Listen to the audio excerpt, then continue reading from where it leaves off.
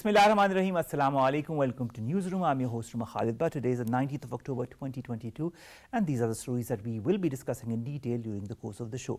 We will begin with the latest as far as the flood situation is concerned. We'll talk about a report that has been stated and released by the World Bank that talks about the disaster that has been brought about by the weather and climate related incidents in Pakistan. It talks about the 75 million Pakistanis who've been affected by climate related incidents in the last 3 decades, and the economic losses that have amounted to a staggering 29 billion US dollars, around $1 billion a month. The responsibility of the world becomes even more paramount because of the fact that it is because of those countries that are emitting more carbon that Pakistan is endangered and Pakistan is suffering from disasters such as flood as a result of climate change. This is going to be our first segment. Our second segment today, ladies and gentlemen, concerns the Indian atrocities in Indian illegally occupied Jammu and Kashmir. Now, Indian troops in their fresh act of state terrorism have martyred another youth in custody in Shopaiyan district. This is a spate of incidents that has been going around in Indian illegally occupied Jammu and Kashmir, targeting Muslims and at the same time changing the demographic situation of the Held Valley so that the Muslims no longer remain a majority. This is the whole scheme made by the BJP and the BJP-led government, where 900,000 plus troops are currently present in the Indian Held Valley. This is going to be our second segment. Then we will be talking about Indian authorities that have prevented an award-winning photographer from flying to the United States to collect her Pulitzer Prize. She is a Muslim. Does that surprise you? Doesn't surprise me at all. What has happened is she is the latest of several Kashmiri journalists who have been barred from leaving the country. Sana Irshad Mattu was one of the 4 journalists belonging to the Reuters news agency that had taken the prestigious award for feature photography this year, but she was not allowed to go to the United States to collect her award. Then we'll be talking about Prime Minister Shehbaz Sharif Saab, who has declared the completion of the CPEC, that is the China-Pakistan Economic Corridor projects, within the stipulated time frame as a national priority for the country. Of course, the China-Pakistan Economic Corridor is a very, very important project. It's a flagship project for both Pakistan and for China. And the Prime Minister is saying the right thing so that the projects under the CPEC that have been delayed for quite some time are now finished in the right time. Then we'll be talking about Russian President Vladimir Putin. Now, Mr. Putin has announced today that he has signed a law introducing martial law in 4 Ukrainian districts that the Kremlin has sought to annex. This is, of course, in violation of international law. The regions that he has talked about are Kherson, Zaporizhia, Donetsk, and Luhansk. So, of course, let's see how the world reacts to all of that. But the media is, of course, crying hoarse as to this statement that has been made by Mr. Vladimir Putin. Let's begin with our first segment, which concerns the situation after the floods and a report by the World Bank that talks about the devastation that Pakistan has been encountering since the last 3 decades. More in the following report. Climate change poses serious threat to mankind, and Pakistan is among the countries that are recurrently affected by climate catastrophes. Pakistan has been ranked as the 8th most vulnerable country due to climate change, according to Global Climate Risk Index 2021, in terms of climate-related challenges, including water stress, desertification, glacier melting, extreme weather events, and spread of diseases. With changing cropping calendar and more erratic and unpredictable monsoon season, Pakistan's food insecurity is also under increasing threat of climate change. With a limited and fast-closing window of opportunity to tackle global climate change, it's more important now for Pakistan to engage in global climate change discourse and accordingly adjust its development agenda. The extent of climate-induced disaster is indicated by a rapid needs assessment report on Balochistan prepared by PDMA of Balochistan in collaboration with UN agencies, which revealed that monsoon rains and flooding have damaged 117,400 acres, or 43% of crops and vegetables, and around 35,000 acres, or 30% of orchards. Exhibiting urgency of global climate action, newly published research by Canadian scientists reveal that a warming climate could bring viruses in the Arctic into contact with new environments and hosts, increasing risk of viral spillover. The 2022 UN Climate Change Conference, more commonly referred to as COP27, is scheduled to be held from the 6th to the 18th of November in Egypt, and climate financing agenda must be at the forefront to build climate resilience in vulnerable countries. Now, of course, the report that has come out from the World Bank talks about realities that Pakistan has been facing since some decades. In fact, it talks about the last 3 decades. We've seen floods in 2010 and in 2020 as well, but the floods this year have been devastating, with 3.3 million plus people under the floods, 1/3 of Pakistan submerged underwater, crops destroyed, livestock killed, and so on and so forth, infrastructure completely destroyed. It is going to be a long and arduous task for Pakistan, but Pakistan, of course, is gearing up collectively to handle this crisis. We've been joined by Ahmed Rafi Alam, who's an environmental lawyer. Rafi, thank you very much to have joined us. It's always a pleasure to talk to you, especially on environment, because we feel that we need to highlight it as much as possible. When you talk of the climate catastrophe that Pakistan is engulfed in, when we talk of climate justice, and when we talk of the latest report by the World Bank, does that surprise you as far as the statistics that this World Bank report talks about? Well, thank you very much for having me. No, the World Bank report doesn't surprise me at all. You have to understand that the science on climate change has been very, very clear for the last decade. Climate change is caused by greenhouse gases, which we produce whenever we burn anything for our energy and transport needs. And these greenhouse gases are winding up heating up the earth. When you heat up the earth beyond balance, you get climate change. Places on earth that are supposed to be warm are cold. Places that are supposed to be cold are warm. And you have to understand that there's no safe amount of climate change. We are right now, the world, compared to pre-industrial levels, about 1.1 degrees centigrade warmer on average than pre-industrial levels. And look at the havoc that's being created. Not just Pakistan, where over 30 million people are impacted, but in Nigeria today, over 3 million people are displaced because 28 out of 32 of the states there are subject to flooding. And in Spain, there's massive flooding there as well. 2 weeks ago in the United States, in Florida, several million people were left without electricity because of Hurricane Ian. So just at 1 degree, you're seeing the devastation being wrought around the world. Now, the international community has agreed through something called the Paris Agreement to try and keep global temperatures to about 1.5 degrees, no more than that, for the rest of this century. But unfortunately, the commitments under the Paris Agreement do not add up. When you look at the amount of emissions reductions that are projected, we are seeing a future of not 1.5, but 2 degrees warming by the middle of this century. And you have to understand that this is an incredible amount of destruction attached to that. Even right now, just air pollution wise, and most air pollution is greenhouse gases, the WHO tells us that 7 million people die a year because of air pollution. 7 million every year throughout the world. And this number is only going to increase going forward. And so, when it comes to this World Bank report, I'm not surprised at all. A lot of people have started saying that, we should stop saying that it's a climate crisis or climate change and really just say that a climate event has happened where the Earth's relatively stable ecosystem has been disrupted. How can we label it as a climate event when it is a huge climate catastrophe, Rafi? Oh, no, please don't get me wrong. What's happened in Pakistan is a climate catastrophe, but what the Earth is going through is a climate event.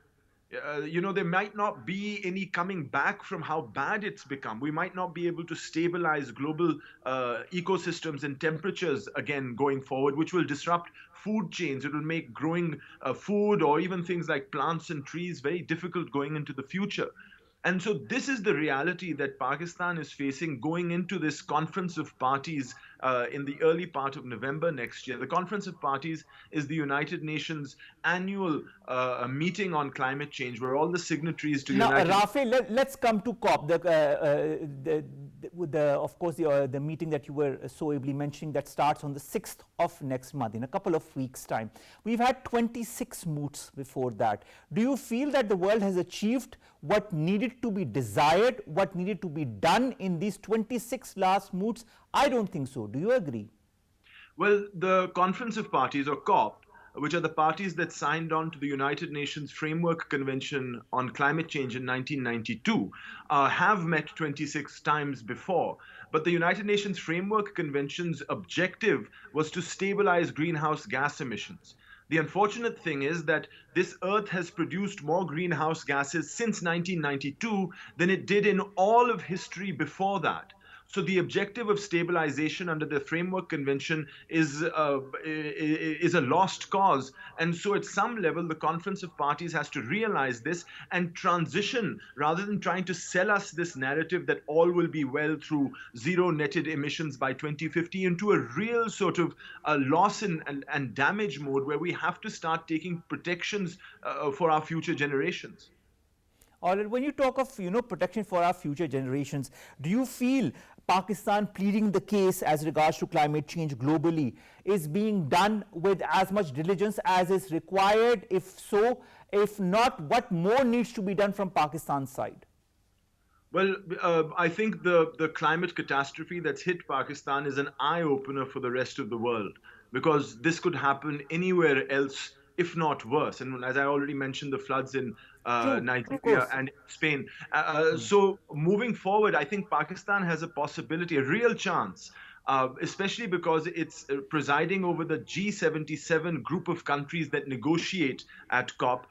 Pakistan, our Prime Minister, is going to convene that bloc. So we will be able to leverage the support of many other nations to bring the argument of what's called loss and damage to the table. And I think that is something that Pakistan really needs to work on, to be able to use its diplomatic tact, to be able to tell people through the devastation that's happened, allow them to witness what is possible in their own homes, and use that as the leverage needed to bring other countries around to agreeing to a loss and damage formula. All right, now Rafe, the United Nations Secretary General, Mr. Guterres, was here some time back. There have been other people. Malala was here, Angelina Jolie was here. They've seen the devastation firsthand. Do you feel that the world leaders who haven't seen this devastation firsthand do not understand the true magnitude of the disaster that Pakistan has encountered? No, I really don't think they do. Look, and I'll confess, I live in Lahore. And Lahore was thankfully spared from the devastation, which was, in Balochistan and Sindh and parts of KP and the northern areas. And so, out of sight, out of mind in many ways. And I think that's what Pakistan's job at COP has to be, is to bring witness of this devastation to the rest of the world, so that they can see just how bad it is. And all of the people who you mentioned have toured through Pakistan and seen the extent of this catastrophe. Each one have walked away saying that they've never experienced or seen anything as devastating as this. So we need to be able to bring this evidence to the global stage, to be able to awaken the conscience and to do the right thing. One more thing that Pakistan and all the other countries that could be, endangered by effects of climate change is risk mapping and capacity building. How important are these two for Pakistan, and what are the steps in your point of view that need to be taken by Pakistan in this regard? Risk mapping and capacity building. Countries must take climate change seriously. At some level, the narrative Pakistan's had for the last 26 COPs is that, we're a small country, we don't emit much, and we expect the rest of the international community to fulfill its promises. But like I said, the international community has failed. The UNFCCC's objectives haven't been met. So Pakistan must take a look deep inside and start doing things itself. There's a lot of climate governance within Pakistan that isn't measured in, just how much greenhouse gases you produce. Let me give you an example. In 1972, the newly made country of Bangladesh suffered a huge cyclone Bhola, and since then have been very sensitive to climate events, to weather events, and also to climate change. There was an immense cyclone through the Bay of Bengal earlier last year, through which there were very few fatalities and actually devastation. Now, see, the lesson to be learned there is that development priorities have to give climate change consideration. And when you do that, you can prepare for the worst. We have, for example, gone through the 2010 floods, which should have been a wake-up call, so that we wouldn't have, allowed settlements within river plains and so on. Most of the devastation of settlements took place because there was construction going on inside floodplains.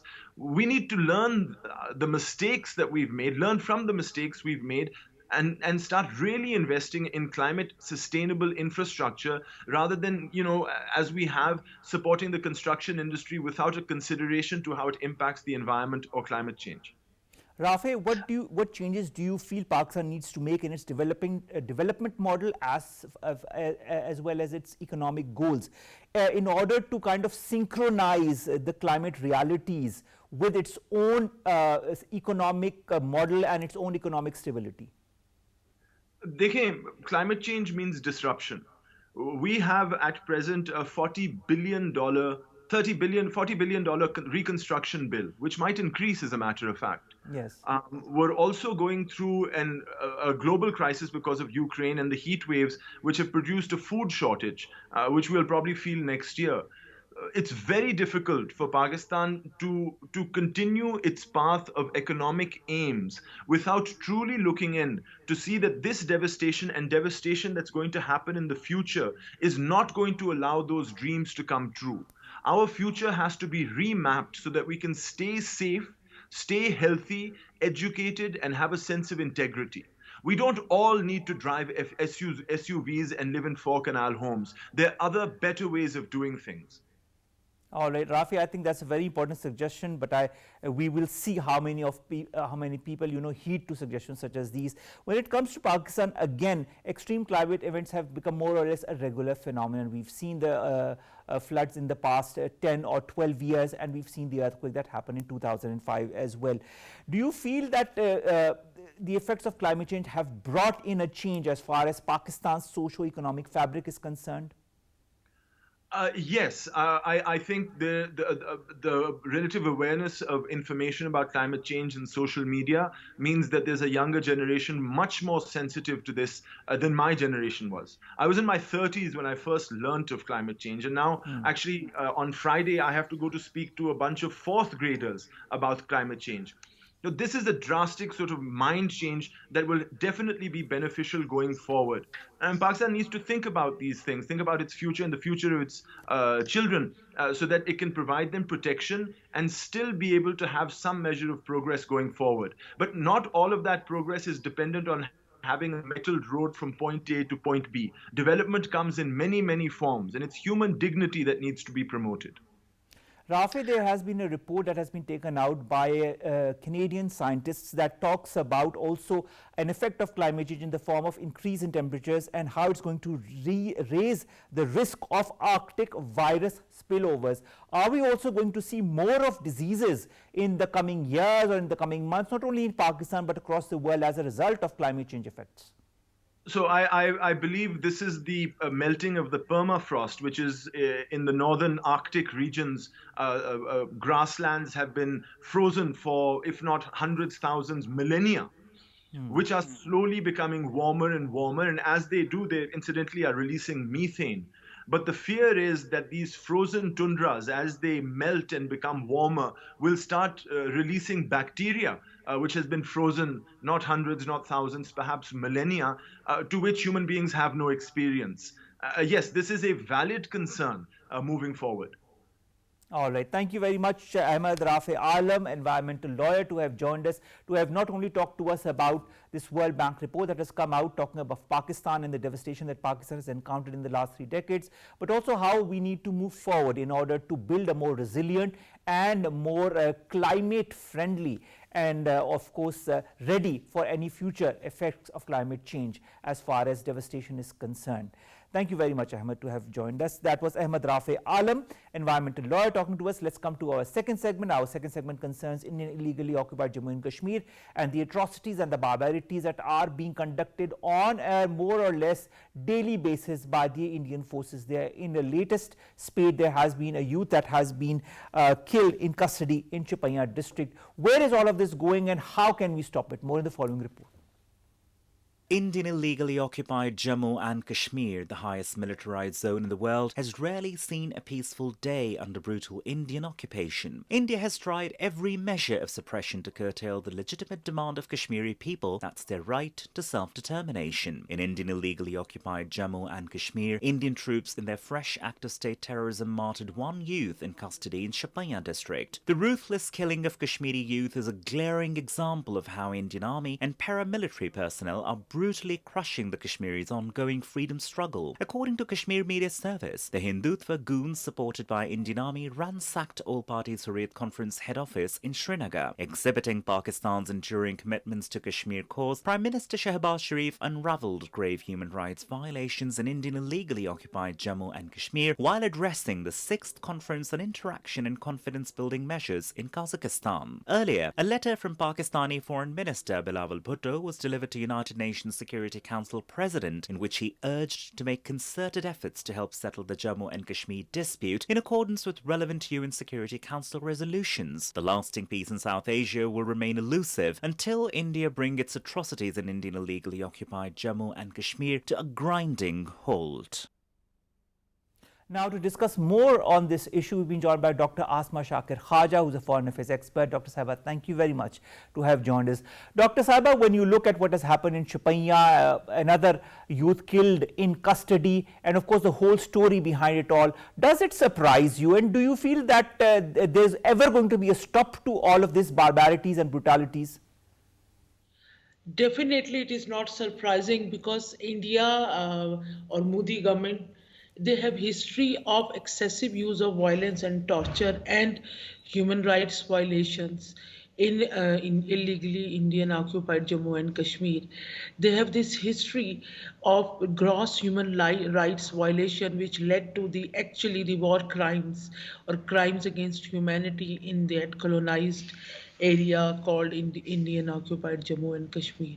So therefore it is definitely not surprising, especially when, since the revocation of Article 370 from August 5th, 2019, it is almost like more than 700 innocent Kashmiri civilians were illegally killed in extrajudicial killings by colonial occupant Indian Army.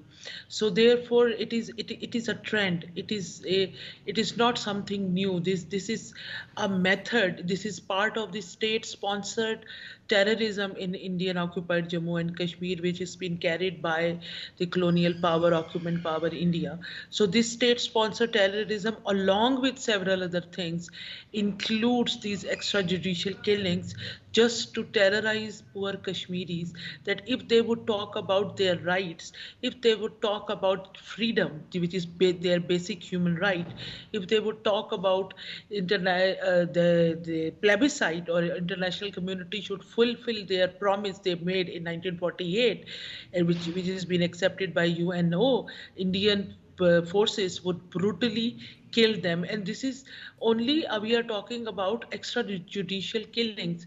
But the misery of those missing persons, the half widows, the other social traumas attached with this illegal kidnapping by Indian occupied forces and the killings attached, these are also very important issues related to this, because when an innocent Kashmiri dies at the hands of Indian Army, mercilessly, brutally, without giving him a chance to justify himself or justify his existence or his presence in at that specific place, this causes this is a tool to terrorize Kashmiri public, common man, civilian, so that they can accept Indian brutality as their fate, and they can accept Indian occupation as a reality, or as a rule, or as a permanent solution to Kashmir conflict, which till now, for last 75 years, India is unable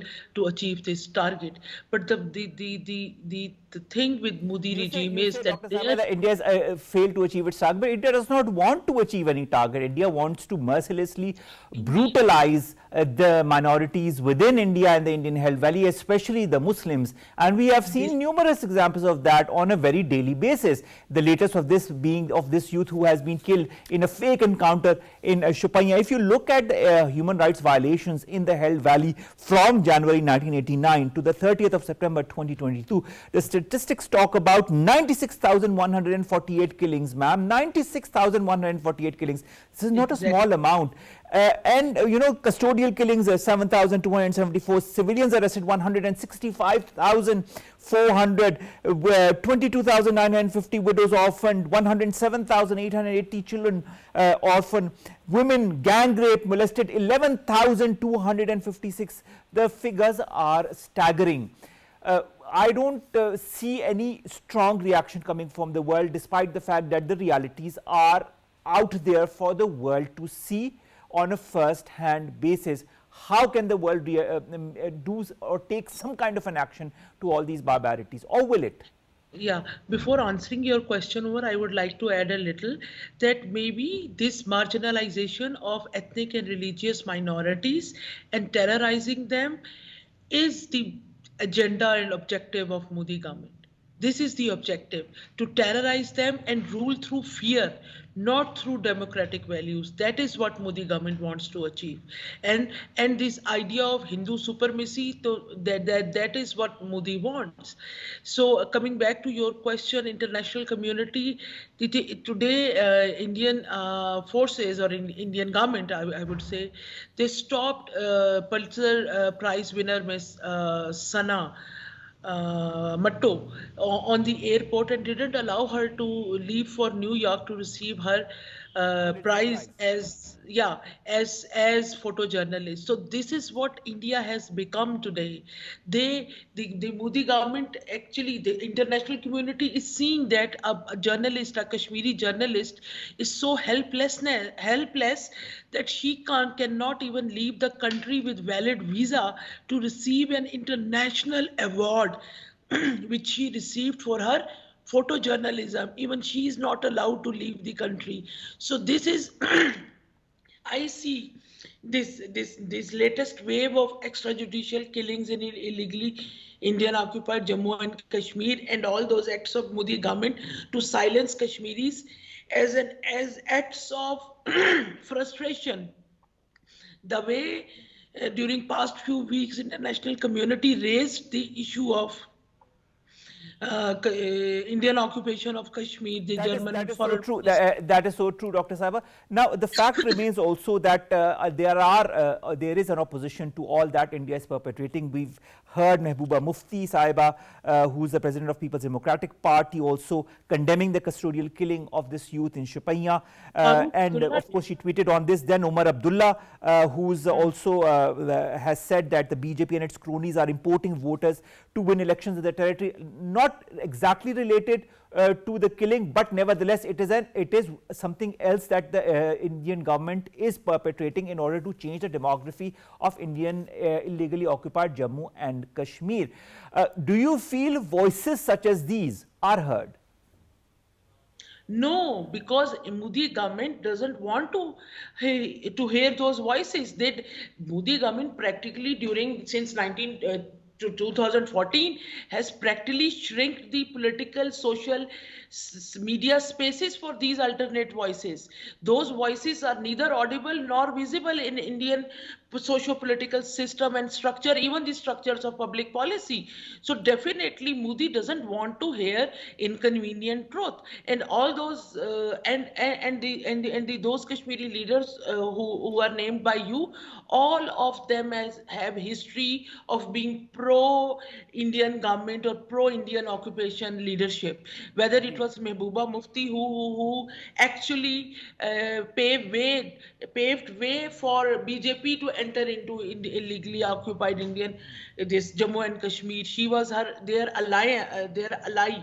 So, but now the moment they talked about something which is not soothing for Modi or BJP's leadership's ear, they just sidelined them and made them or treating them as someone they need to subjugate. How there are certain voices like that of Mehbooba Mufti or that of Omar Abdullah, but she said that these are the same voices that were allying, especially that of Mehbooba Mufti, with the BJP, and her party was the one that paved the way for the BJP to enter into the Indian illegally occupied Jammu and Kashmir. The fact remains, ladies and gentlemen, that a lot is happening in the Indian held valley, whether it be through the custodial killings, through the rapes, through the abductions, through the putting all the Kashmiri leaders in jail or in incarceration, or through the different pressure tactics or terror tactics that the Indian military or the Indian government is trying to use on the hapless people in illegally occupied Jammu and Kashmir. And that is why the important thing to do by the world community is to take notice of these barbarities that are happening.